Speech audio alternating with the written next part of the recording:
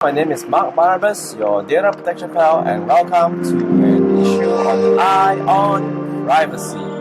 We talk about cyber hygiene tips and how to be safe online. So today we're talking about 7 tips on how to keep your data privacy safe while using your mobile phone. Yes, your mobile phone, something that we all have with us so dearly. So today's article comes from CNET, a reputable tech reporting magazine rather. So the title of today's article that I'm reviewing is 7 data privacy tips for your phone from the digital security experts. So let's see what they have for us.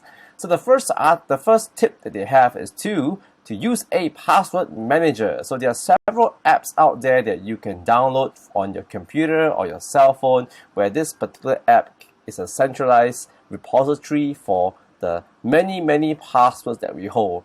So I mean, we all have several logins to banks, to companies, memberships, even cryptocurrency accounts for those of you who are in cryptocurrency. So all these passwords can be saved into this major important repository and then keep your password safe. So the other alternative is to keep it in an Excel spreadsheet where you could put also a very strong password into it. But of course, the risk is if someone accesses your Excel spreadsheet, your passwords could be compromised. And well, you can say that, oh, I use 2FA, but unfortunately, I think not all logins have 2FA. So use a password manager if you can, though personally I'm not for it, but of course you could use it for your own password safety, yeah? So the second tip we have here is to use a VPN if you are going to be on public Wi-Fi. Now VPN is like a wall, a kind of an intermediary between your device and the public Wi-Fi, because there are threat actors called hackers who use this thing called a man-in-the-middle attack, where they literally steal your information that you type into your browser if they happen to are able to put themselves in the middle between your device and the Wi-Fi. But to prevent these man-in-the-middle attacks, just don't use public Wi-Fi. Use your ISP, your Internet Service Provider data plan, to ensure that you have no attacks from the man in the middle. Alright, so no public Wi-Fi as much as you can, and if you do, please use a VPN.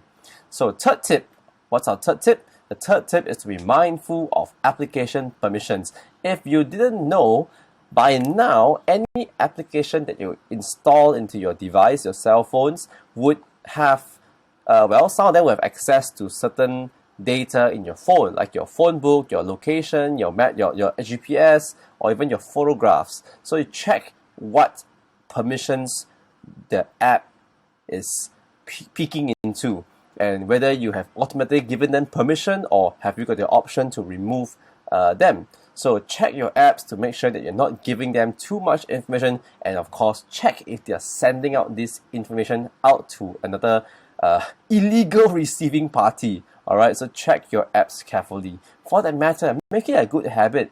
If you are not using an app for more than 3 months, just dunk it and get rid of it, because these apps may be collecting too much data, and furthermore, they take up space in your phone. Oh yes, I know many of you tell me that, I have 128 gigabytes in the phone, and yeah, that makes us lazy. But still, as a good practice, my recommendation, check all your apps.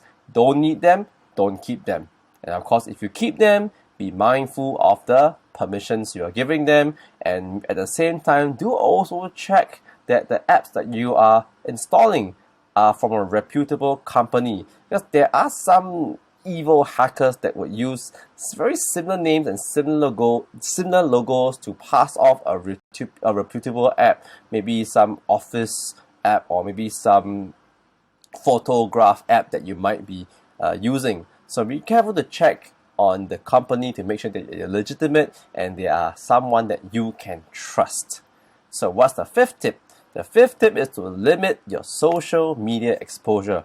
Why? Because several social engineers who would use social media to try to get information out from the individual. They may be passing off as a friend, a manager, or a person of influence, and they might get you to do something that you may not want to do. Yeah, it sounds like, oh, I'm not so dumb to fall first, but you never know when they use some emotional tactics or whatever method they get to get us to do something. So be very careful, because social engineering attacks are by far one of the most common attacks, because they do not require any form of hacking. Just someone with a very good tongue, appealing, and we might just fall for it. But be really careful, alright? Do not do anything that these people ask you to do, or if you're going to do something or take some action, make sure you verify. To verify that the person is real, to verify that the person is legit, alright? So make sure you do that. Well, I know it's hard to limit social media exposure, but well, the other reason to limit social media exposure is because they could also use your information to con people you know.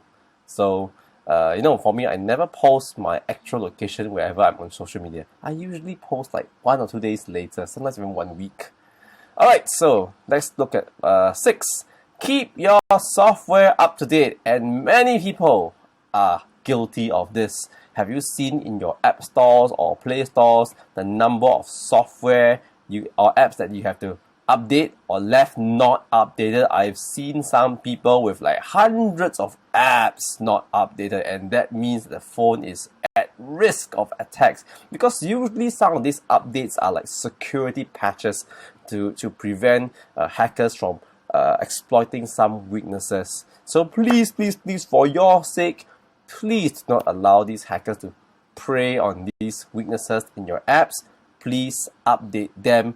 I suggest do it weekly. Alright, if you can't, okay, do it once every fortnight or once a month. But please do not leave like 100 over apps unupdated. Alright, and last but not least, if you're going to download apps, please download them from reputable stores, meaning like, of course, Apple, you have the Apple store, but for Android there are several stores. Samsung, Google Play Store, of course, then you have your Xiaomi and other maybe local stores that are belonging to reputable people. So get it from reputable ones. And if you're going to try out some app that you download from some random site, make sure that again it is legitimate and safe, to keep yourself safe and your data and privacy safe. Alright, so there's 7 privacy tips for you from digital experts.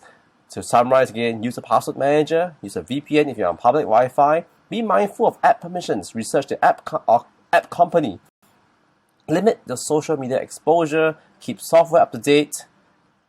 Of course, check and make sure that you download apps only from reliable stores. So my name is Mark Barnabas. Be safe, not sorry.